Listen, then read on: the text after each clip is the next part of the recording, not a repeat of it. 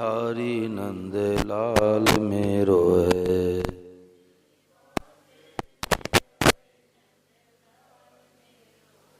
गोविंद मेरो है, गोपाल मेरो है। मेरो है, गोपाल मेरो है। श्री बांके बिहारी नंद लाल मेरो है। श्री बांके बिहारी नंद लाल मेरो है। गोविंद मेरो है, गोपाल मेरो है। गोविंद मेरो है, गोपाल मेरो है। श्री बांके बिहारी नंद लाल मेरो है। श्री बांके बिहारी नंद लाल मेरो है। बोलो कृष्ण कन्हैया लाल की जय हो। राम राम राम राम राम राम राम राम राम। सबको राम जी राम, राम जी राम। भगवते नमः, भगवते नमः, भगवते नमः। देखो, बहुत भाग्यशाली है जो प्रातःकालीन 5 बजे की प्रार्थना में चल करके आए, क्योंकि नींद का आलस का त्याग करना पड़ता है। आए हैं तो ऐसी मार्मिक बातें मिली है। परम सद्देव स्वामी ने कहा कि सत्संग की बड़ी भारी महिमा है। तात स्वर्ग अपवर्ग सुख धरी तुला एक अंग, तूल नताई सकल मिली जो सुख लो सत्संग। गोस्वामी महाराज कहते हैं कि तराजू के एक पल्ले पर स्वर्ग का जो सुख है, अपवर्ग कहते हैं मुक्ति को, तो स्वर्ग का जो सुख है, मुक्ति का जो आनंद है, उसको तराजू के एक पल्ले पर रख दिया जाए और दूसरे पल्ले पर लौ मात्र का थोड़े समय का सत्संग रख दिया जाए, तो जो सत्संग का पल्ला है वो भारी पड़ जाता है। क्योंकि सत्संग में कमाया हुआ धन मिलता है। जैसे कोई कमा के लखपति करोड़पति बने, तो कमा करके धनी बनने में तो जोर पड़ता है, परंतु कोई धनी के गोद चला जाए तो उसको क्या जोर पड़ेगा। ऐसे संत महात्मा ऋषि मुनि भूखे प्यासे कष्ट पा करके त्याग तपस्या करके जो ज्ञान अर्जित करते हैं, घंटे आध घंटे में हमको बता देते हैं। इसलिए सत्संग को महत्व देना चाहिए। 3 काम कभी पूरे नहीं होते, नींद, बात और काम। चाहे जितना नींद ले लो, बिस्तर पड़ते पड़ से नींद आएगी। बातें चाहे जितना कर लो, बातें चाहे जितना कर लो, पड़ोसी मिलेंगे फिर वही बातचीत करेंगे। काम चाहे जितना कर लो, कुछ न कुछ काम बाकी रहेगा। तो तीनों में से समय निकाल के सत्संग का जरूर लाभ लेना चाहिए। 60 सुधरे सत्संगत पाई, पारस परस कुधात सुहाई। दुष्ट से दुष्ट व्यक्तियों का भी स्वभाव सुधर जाता है सत्संग से। जितने लोगों का स्वभाव बिगड़ा है, जिनका खान पान बिगड़ा है, आचरण बिगड़ा है, किसका जो सत्संग में नहीं आते।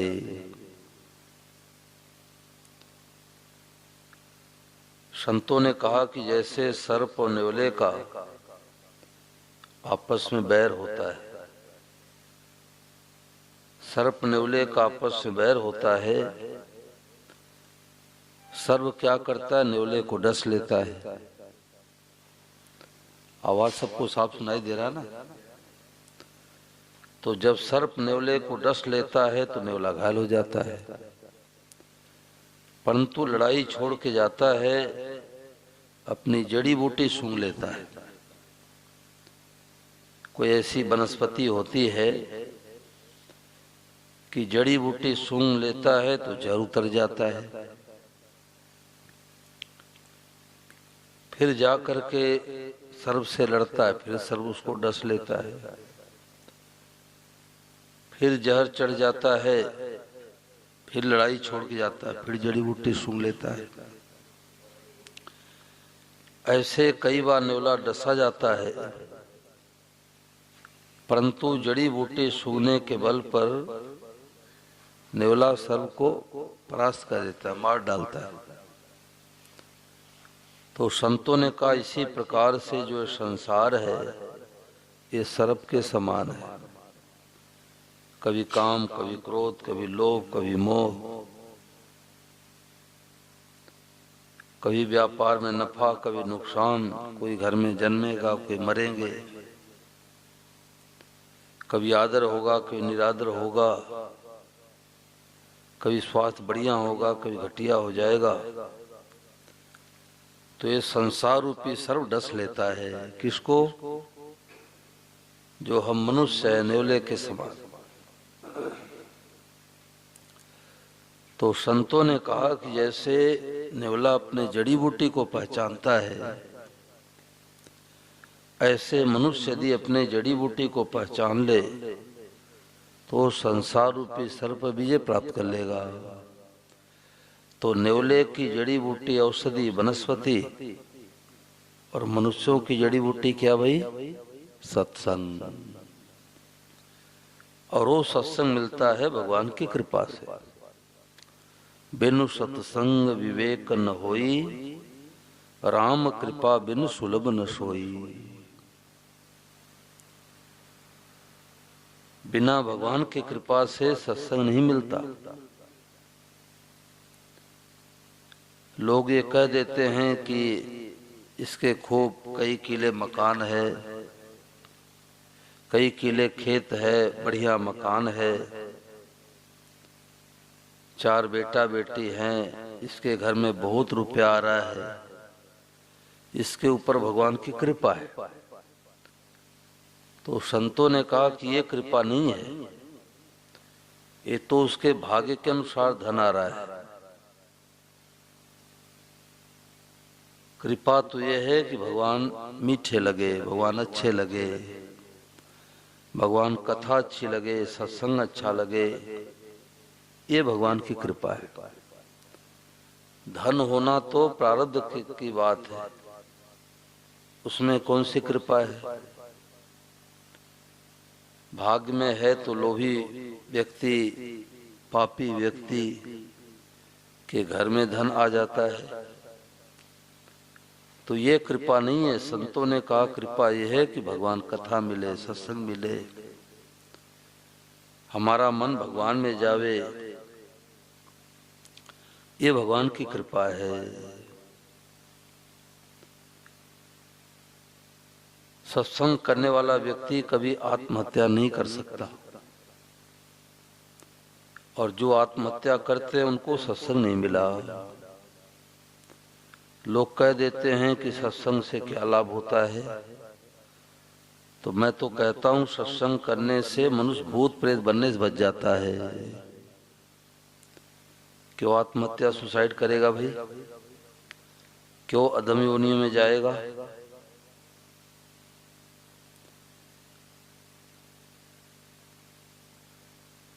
हम लोगों की क्या दशा है, जैसे चौराहे पर खड़ा हुआ व्यक्ति पूछे कि हमें रास्ता बताओ, अब जिससे पूछ रहा हो कहे कि आप कहाँ जाओगे, बोले कहीं का रास्ता बता दो। तो बताने वाला कहेगा फिर कहीं चले जाओ, फिर पूछने की जरूरत ही क्या है।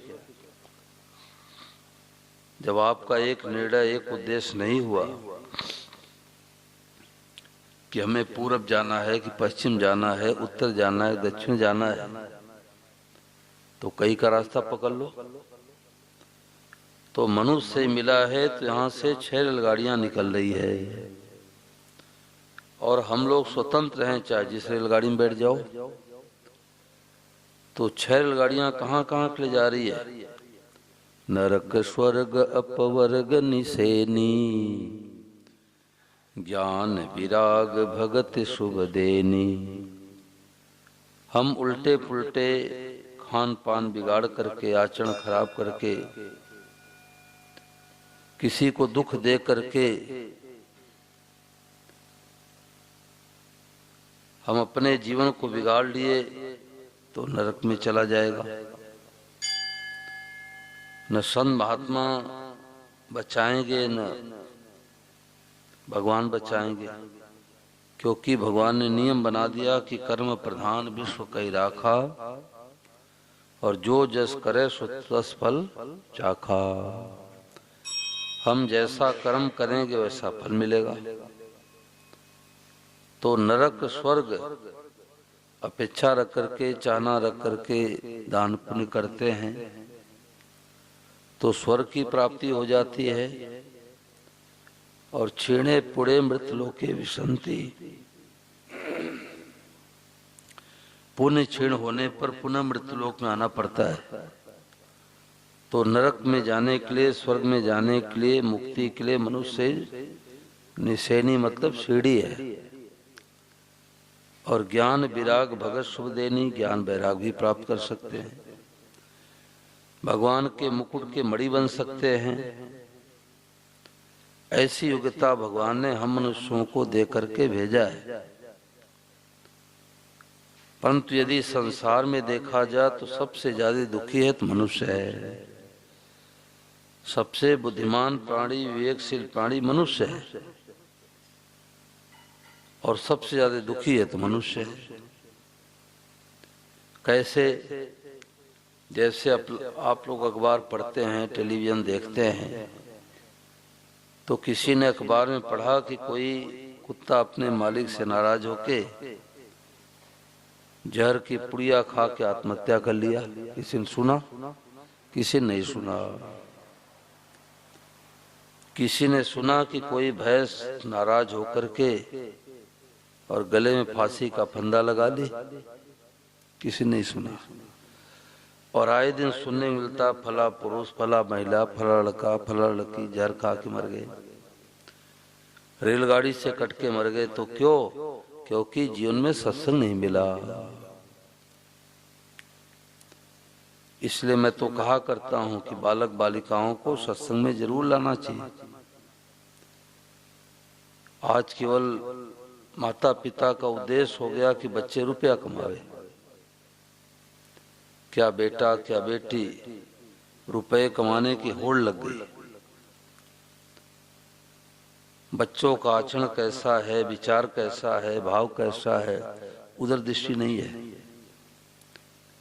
तो जो बच्चे भगवान में नहीं लगते वो खुद भी दुखी होते हैं, घर वालों को भी दुखी करते हैं। क्योंकि जिसका आचरण बिगड़ जाता है, स्वभाव बिगड़ जाता है, वो खुद दुखी होता है, दूसरों को दुख देता है।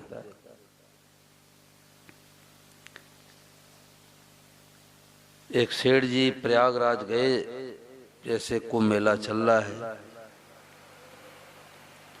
तो वहां पर गए तो बढ़िया टेंट लगवा लिया। दूध की व्यवस्था अच्छी नहीं दिखी तो गाय पाल लिए, नौकर चाकर रख लिए। बेटे ने आने जाने के लिए कंपनी से नई गाड़ी भेज दी।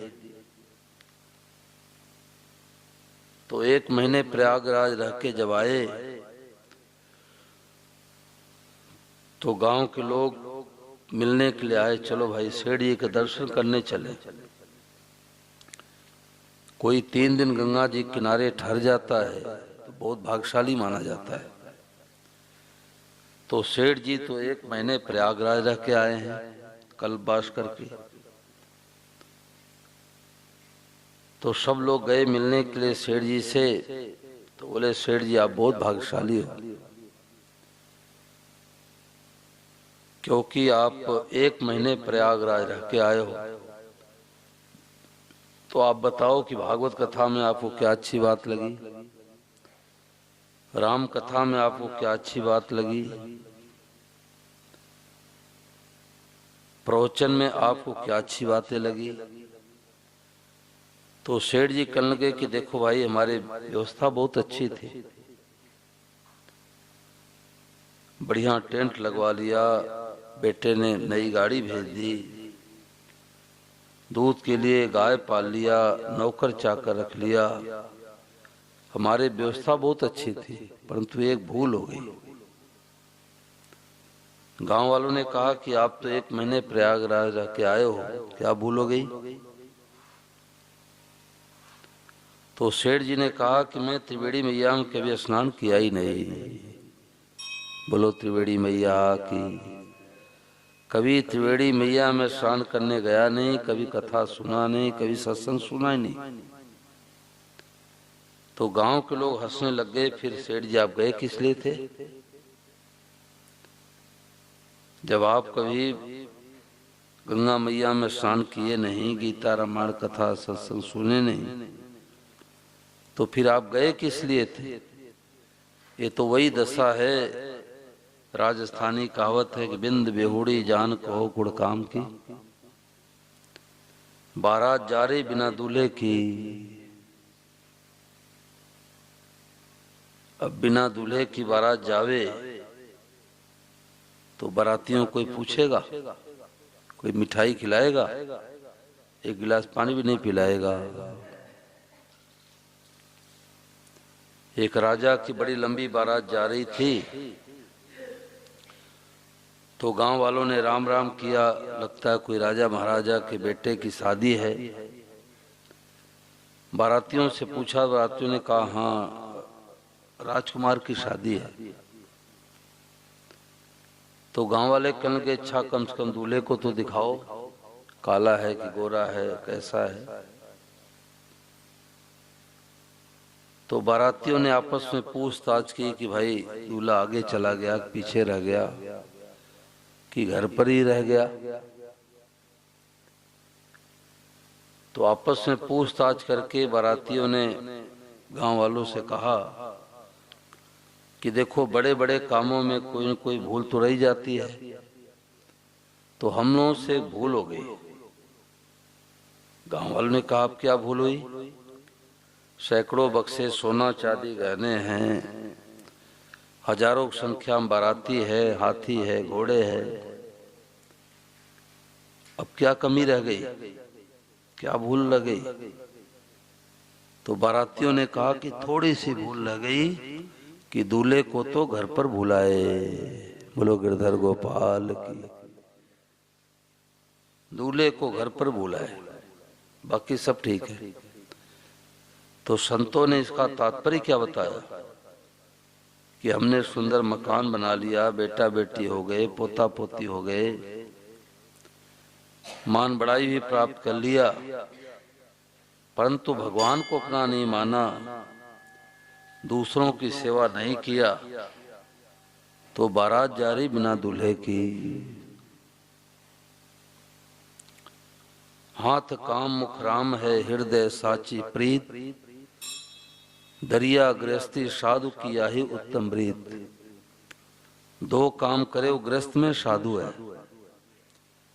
हाथ से तो काम धंधा करे, जीवा से भगवान का नाम ले। तो सत्संग में कमाया हुआ धन मिलता है, सत्संग से जीने की कला आती है, सत्संग से घर में शांति होती है, सत्संग से जो अपने से छोटे हैं बड़ों का आदर करते हैं, और सत्संग चल रहा है कोई आकर के घंटा घंटी बजाते हैं तो उनको सत्संग मिला ही नहीं, उनको सत्संग नहीं मिला। क्योंकि इतना होश उनको नहीं होता कि सत्संग चल रहा है तो शांति का परिचय दे। तो एक सत्संग न करने से सब तरह का घाटा है, और एक सत्संग करने वाला सबसे आगे निकल जाता है। सत्संग से पता लगता है कि हमारा अपना कौन है। हम जिनसे संबंध जोड़ रखे हैं, जो अपने दिखते हैं, क्या 100 साल पहले अपने थे, और 100 साल बाद बेटे पोते पति पत्नी क्या अपने रहेंगे?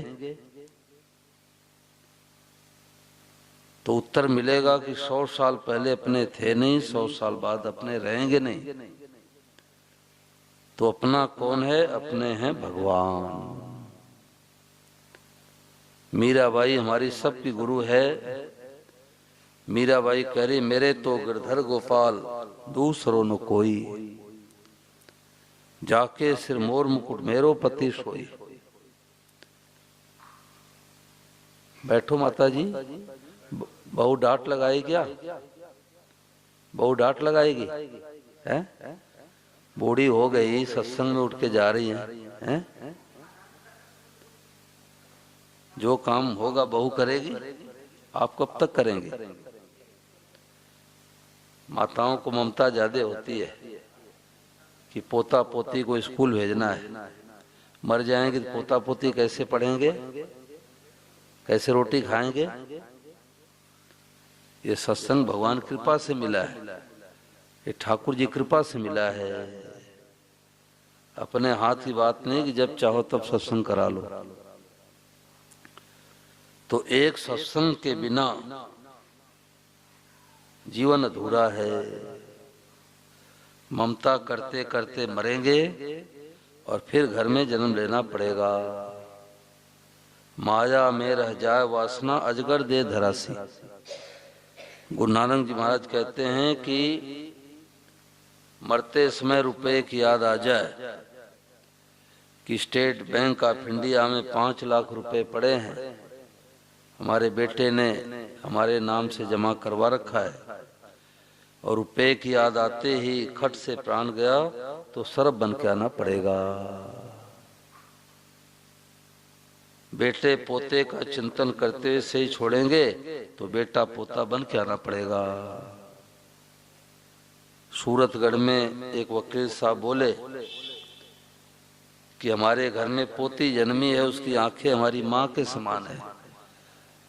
अरे माँ के समान नहीं, माँ ही आई है पोती बन के, दादी ही पोती बन के आई है। और अंत समय में भगवान को याद करते हुए जाएंगे तो भगवान के धाम में चले जाएंगे। तो भगवान की याद कब आएगी? जब भगवान के नाम का जप करो, माला फेरो, गीता पढ़ो, रामायण पढ़ो, ठाकुर जी का दर्शन करो, सत्संग सुनो, तो भगवान की याद आएगी। और नहीं तो जबरदस्ती माला भी फेरते हैं और याद आते बेटे पोते। देख लो, मेड़ता सिटी में एक घर में सत्संग करा रहा था, तो एक माता जी ने कहा कि महाराज मैं तो 108 बार सुंदरकांड का पाठ कर लिया, परंतु जब भगवान के नाम का माला फेरती हो तो हमारा मन दिल्ली चला जाता है, हमारा मन बम्बई चला जाता है, हमारा मन बेटे में चला जाता है, हमारा मन पोते में चला जाता है। ऐसा क्यों? ये सब का प्रश्न है भाई। बोलो भैया, प्रश्न है कि नहीं है? हाँ, सबका प्रश्न है। तो मैंने कहा कि रेलगाड़ी कहाँ कहाँ जाती है? जहाँ जहाँ पटरियां बिछी है। अब डाबड़ी गांव में रेलगाड़ी कैसे आई भाई? पटरियां बिछी नहीं है। ऐसे ही हमारा मन कहाँ कहाँ जाता है? जहाँ जहाँ हमने संबंध जोड़ रखा है। बेटे पोते में संबंध जोड़ा है तो बेटे पोते दिल्ली में रहेंगे तो दिल्ली में बार बार मन जाएगा। बेटी दामाद जापान में रहेंगे तो जापान में मन जाएगा। तो जिनसे जिनसे हमने संबंध जोड़ रखा है उनकी याद किए बिना उनकी याद आती है, बिना माला फेरे ही उनकी याद आती है, और याद आती नहीं उनकी याद सताती है। देख लो बेटे पोते चित्त से उतरते नहीं, और भगवान के नाम पर माला फेरने पर भी भगवान की याद आती नहीं, उल्टे नींद आ जाती है। कई भाई बहन शिकायत करते हैं कि माला फेरते हैं उस समय नींद आ जाती है। तो मैं कहा करता हूं कि 500-500 का नोट गिनते समय नींद आ जाती क्या भाई? बोलो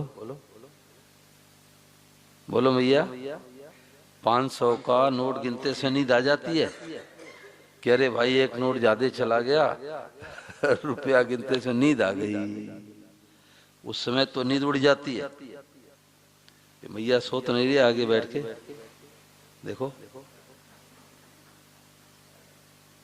सुन रही। तो सत्संग के बिना जीवन अधूरा है। तो ये भगवान की कृपा से ऐसा मौका मिला है, तो सत्संग से जरूर लाभ लेना चाहिए। जहां सत्संग होता है वहां पर नित्य जाओ तुम, हमें फुर्सत नहीं कहकर ये मौका मत गवाओ तुम। देखो जो कहते हैं हमारे पास समय नहीं है, टाइम नहीं है,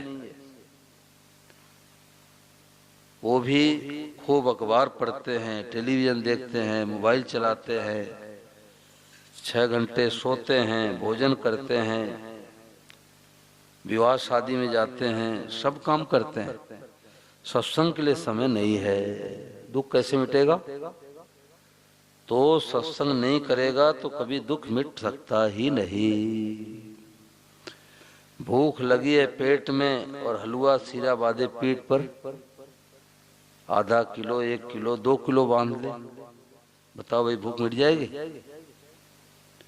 भूख तो तब मिटेगी जब हलवा पेट में जाएगा। ऐसे जीव की मांग क्या है?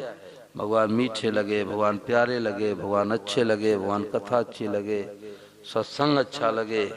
मांग तो है भगवान की, और जीव ढूंढता संसार में। सोचता इतना रुपया है, थोड़ा और हो जा तुम सुखी हो जाएंगे। जिनके पास खूब रुपया है पूछ लो सुखी है क्या?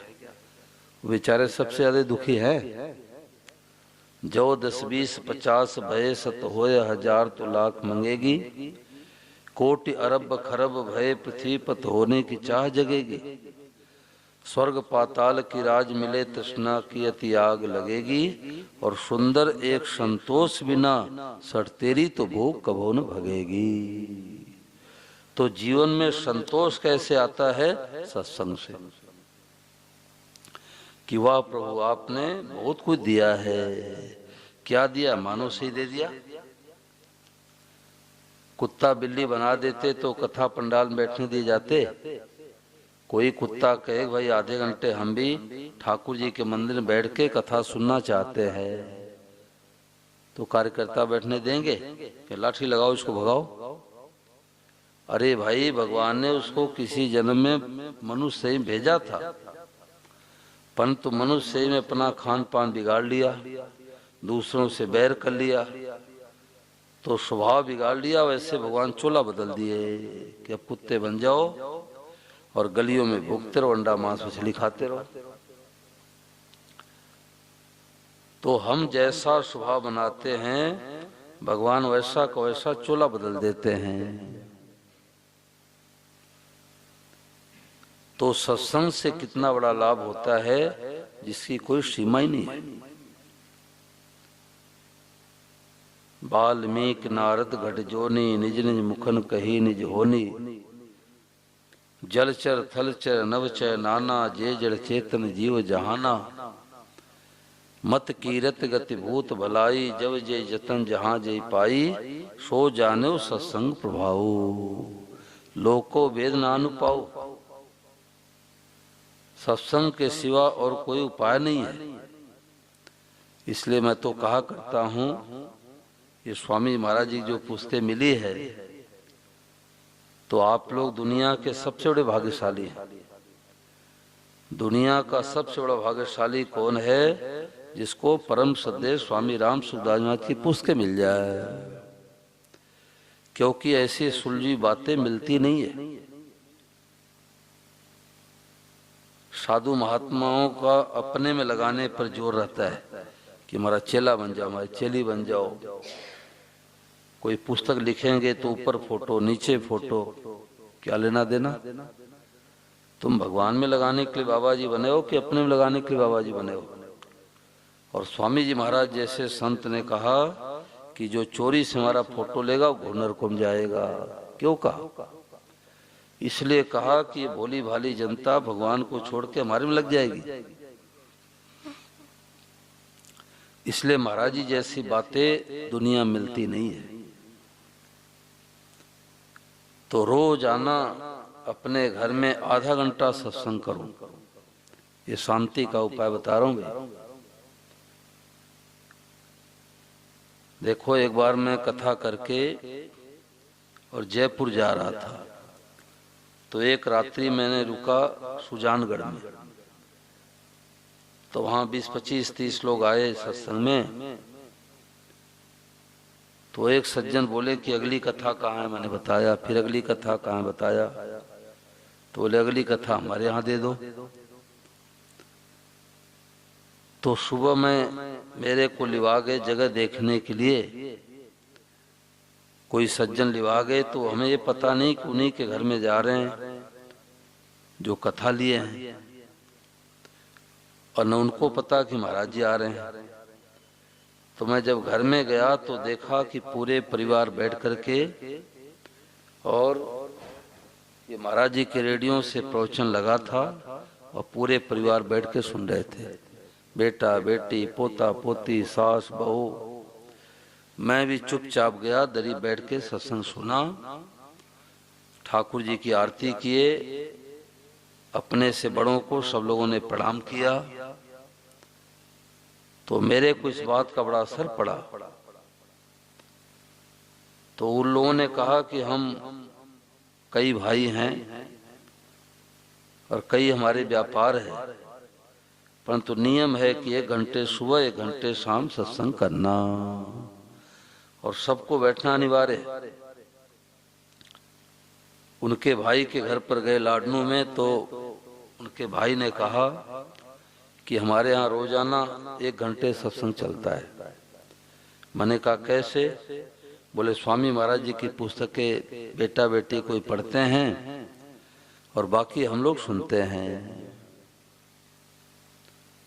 तो असली शांति मिलती है सत्संग से। और जीव ढूंढता है कि रुपया हो जाए सुखी हो जाएंगे। अरे रुपया नहीं है तो बीड़ी पीते हो, रुपया हो जाएगा सिगरेट पियोगे। रुपया नहीं है तो देसी शराब पिएगा आदमी, और रुपया हो जाएगा तो अंग्रेजी शराब पिएगा। लगता है कि रुपया होने से हम बढ़िया बढ़िया काम करेंगे। ज्यादा रुपए वाले सत्संग में नहीं आ सकते। वो तो देखते हैं कि सोफा सेट बैठने को मिलेगा कि नहीं मिलेगा, कुर्सियां बैठने को मिलेगी नहीं मिलेगी। तो स्वामी महाराज ने कहा कि धनी व्यक्तियों को अच्छे संत नहीं मिलते। क्यों? कि जो जाएंगे कुछ न कुछ चाहना रखने वाले जाएंगे, और चाहना रखने वाले संत हो नहीं सकते। तो ये संत विशुद्ध मिले परते ही चितवै राम कृपा करजे। भगवान कृपा करते हैं तो ऐसे जीवन मुक्त महापुरुष की बातें, महाराज जी की बातें मिलती है। अच्छी अच्छी पुस्तकें आई है, 2-2, 4-4 पुस्तकें लो, घर में रोजाना सत्संग करो तो बच्चों का स्वभाव सुधर जाए। और नहीं तो माता पिता शिकायत करते हैं, बेटा बेटी कहना नहीं मानते। तो आपने अच्छी शिक्षा दी नहीं तो बच्चों की क्या गलती है? छोटे बच्चे छोटे पौधे के समान होते हैं। छोटे पौधे को जिधर झुकाओ तो झुक जाएगा, और जब वृक्ष का रूप धारण कर लेता तो टस मस नहीं कर सकते। तो छोटे बच्चों को सत्संग में लाओ, कच्ची उम्र में उनको बातें हृदय में जज जाती है तो पूरा जीवन के काम में आता है। अब इस समय कौन बालक बालिकाएं विद्यालय जाते हैं? तो सत्संग की बड़ी भारी महिमा है। आज महाराज जी ने कहा कि भाई सत्संग भगवान कृपा से मिलती है। बोलो गिरधर गोपाल की।